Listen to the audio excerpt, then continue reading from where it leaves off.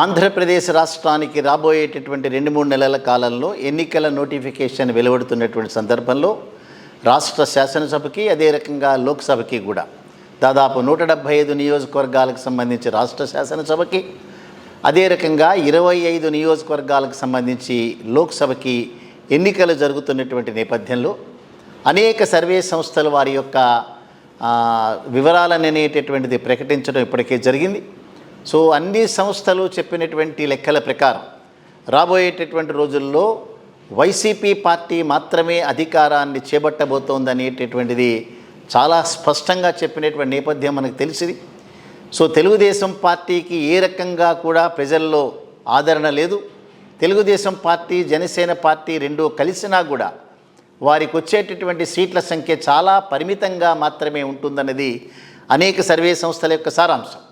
So ఈ నేపథ్యంలో పార్థదాస్ అనేటటువంటి ప్రముఖ సెఫాలజిస్ట్, వారు చాణక్య అనేటటువంటి సంస్థలో పనిచేస్తున్నటువంటి సెఫాలజిస్ట్, వారు ఆంధ్రప్రదేశ్ రాష్ట్రంలో 6 జిల్లాలని ఎంచుకొని ఈ 6 జిల్లాలలో రాబోయేటటువంటి రోజుల్లో ఏ రకంగా వారి యొక్క ఎన్నికల సరళి ఉండబోతోందనేటటువంటిది దాదాపు 7,500 మందిని వారిని ఇంటర్వ్యూ చేసిన తర్వాత వారి యొక్క మనోగతాలని తెలుసుకున్న తర్వాత వారి సర్వే వివరాలను వెల్లడించడం అనేటటువంటిది చాలా స్పష్టంగా జరిగింది.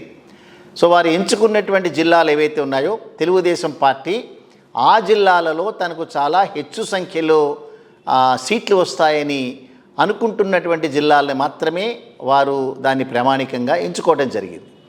సో ఆ 6 జిల్లాలు కనుక మనం చూస్తే శ్రీకాకుళం, తూర్పుగోదావరి, ఇవన్నీ కూడా ఉమ్మడి శ్రీకాకుళం జిల్లా, ఉమ్మడి తూర్పుగోదావరి జిల్లా అనేటటువంటిది మనం భావించాలి.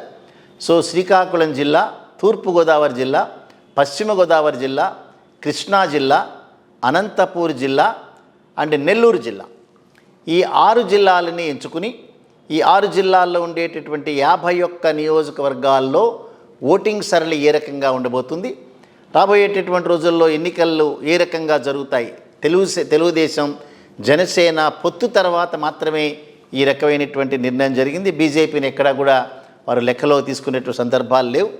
సో ఈ పరిస్థితుల్లో ఏం జరగబోతోంది అనేటటువంటిది కనుక చూస్తే 6 జిల్లాల్లో 51 నియోజకవర్గాల్లో 31 నియోజకవర్గాల్లో వైసీపీ పార్టీ అనేటటువంటిది విజయదుందుభి భోగిస్తుంది అనేటటువంటిది చాలా స్పష్టంగా చెప్పేసినారు. సో ఈ మిగిలినటువంటి 20 జిల్లాల్లో మాత్రమే తెలుగుదేశానికి జనసేన పార్టీకి ఒక రకమైనటువంటి స్పష్టత కనిపిస్తోంది అనేటువంటి మాట చెప్పారు. అక్కడికి కూడా ఆ 20 నియోజకవర్గాల్లో కొన్ని నియోజకవర్గాల వైసీపీ ఖాతాలకు వెళ్ళడానికి కూడా అవకాశం ఉండొచ్చు. సో ఏమైనప్పటికీ కూడా 51 నియోజకవర్గాల్లో 31 నియోజకవర్గాల్లో వైసీపీ యొక్క ఆధిక్యత చాలా స్పష్టంగా ఉంది అనేటటువంటి మాట చాణక్య సంస్థకు సంబంధించిన ప్రముఖ సెఫాలజిస్ట్ ఎవరైతే ఉన్నారో పార్థదాస్ అనేటువంటి వ్యక్తి చాలా స్పష్టంగా చెప్పారు. సో మిగిలినటువంటి కొన్ని జిల్లాలు కనుక చూస్తే అవన్నీ కూడా వన్ సైడెడ్గా వైసీపీ పార్టీ తరఫునే ఉన్నాయి. పేరుకి కడప జిల్లా కానీ, కర్నూలు జిల్లా కానీ, చిత్తూరు జిల్లా కానీ, అదే రకంగా గుంటూరు, ఇటువంటి ప్రాంతాలన్నీ కూడా అప్రతిహతంగా వైసీపీకి సంబంధించినటువంటి కార్యక్రమాలని అండర్టేక్ చేస్తున్నటువంటి నేపథ్యంలో రాబోయేటటువంటి రోజుల్లో ఈ 51 నియోజకవర్గాల్లో 31 నియోజకవర్గాలతో పాటుగా ఖచ్చితంగా 125-130 నియోజకవర్గాల్లో వారిది పైచేయిగా కనిపిస్తున్నట్టుగా చాలా స్పష్టంగా కనిపిస్తోంది. సో ఇవన్నీ ఒక ఎత్తైనా కూడా తెలుగుదేశానికి జనసేనకి సంబంధించినటువంటి వ్యక్తులు కానీ, వారిని సపోర్ట్ చేస్తున్నటువంటి ఒక సెక్షన్ ఆఫ్ మీడియా కానీ చాలా అవాస్తవాలని రోజుకు రోజు ప్రచురిస్తూ ఇంకా మేము రాబోయేటటువంటి రోజుల్లో మేము ఎన్నిక కాబోతున్నాము, చంద్రబాబు నాయుడు గారి ప్రమాణ స్వీకారం ఎప్పుడన్నది మాత్రమే మిగిలింది అనేటటువంటి ఒక అబద్ధపు ప్రచారానికి తెరదీసినారు. ఆ అబద్ధపు ప్రచారం అంచులు ఆకాశం దాటుతున్నటువంటి సందర్భంలో అనేక మంది మీద నిందలు వేస్తూ ఇంకా 90 రోజులే మాత్రమే జగన్మోహన్ రెడ్డి గారు ఉన్నారు, ఇంకా తర్వాత మేమే వచ్చేటటువంటి వాళ్ళు ఉన్నాం అనేటటువంటి మాట చెప్పారు.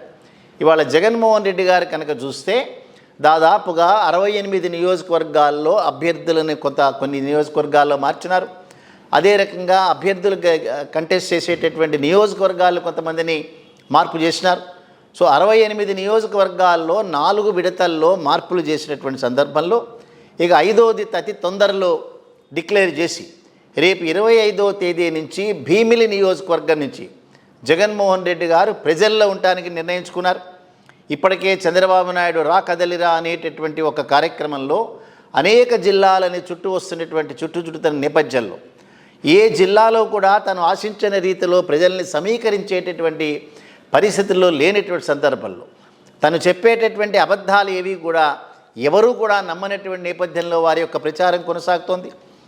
నిన్ననే ఎన్టీ రామారావు గారి వర్ధంతికి సంబంధించినటువంటి సమావేశంలో నిమ్మకూరులో మాట్లాడుతూ పూర్ టు రిచ్ అనేటటువంటి ఒక కార్యక్రమానికి తెరదీపారు.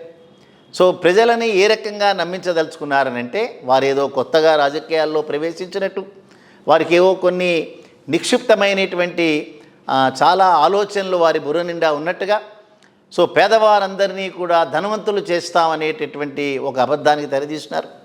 14 సంవత్సరాలు ముఖ్యమంత్రిగాను దాదాపుగా 25 సంవత్సరాల పైననే ప్రతిపక్ష నాయకుడిగా ఉండి ఎక్కడా కూడా ఏ రకమైనటువంటి విజయాన్ని కూడా పొందనటువంటి నేపథ్యంలో ఇవాళ రాష్ట్రంలో ఉండేటటువంటి దాదాపు 2 కోట్ల మంది పేద ప్రజలందరినీ కూడా ముఖేష్ అంబానీలను చేస్తాం, అదానీలను చేసేస్తాం అనేటటువంటి ఒక అబద్ధ ప్రచారానికి తెరదీసినారు.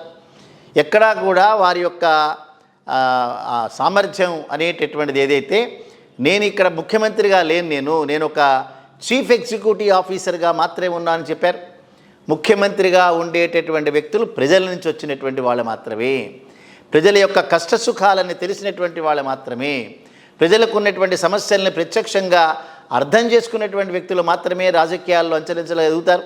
కానీ రాజకీయాల్లో ఒకరి భుజాల మీద కాళ్ళు పెట్టి, ఒకరి వీపు మీద కాళ్ళు పెట్టి, ఒకళ్ళని తొక్కి పైకి వచ్చినటువంటి చంద్రబాబు నాయుడు లాంటి వ్యక్తులు వీరందరూ కూడా నేను ముఖ్యమంత్రిని కాదు, నేను మంత్రిని కాదు, నేను ఎమ్మెల్యేని కాదు, నేను ఒక బ్యూరోక్రాట్ని మాత్రమే, నేను ఒక చీఫ్ ఎగ్జిక్యూటివ్ ఆఫీసర్ అని అంటే, నేను ఎక్కడా కూడా నా యొక్క రిఫార్మ్స్ దేనికి కూడా హ్యూమన్ ఫేస్ అనేటటువంటిది ఉండదు అని స్పష్టంగా చెప్పినటువంటి వ్యక్తి.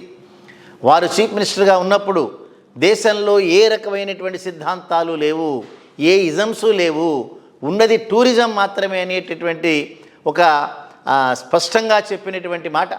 సో దేశంలో అనేక మంది, భారతదేశంలో అతిపెద్ద ధనవంతులు ఉన్నారు, అతిపెద్ద పేదవాళ్ళు ఉన్నారు.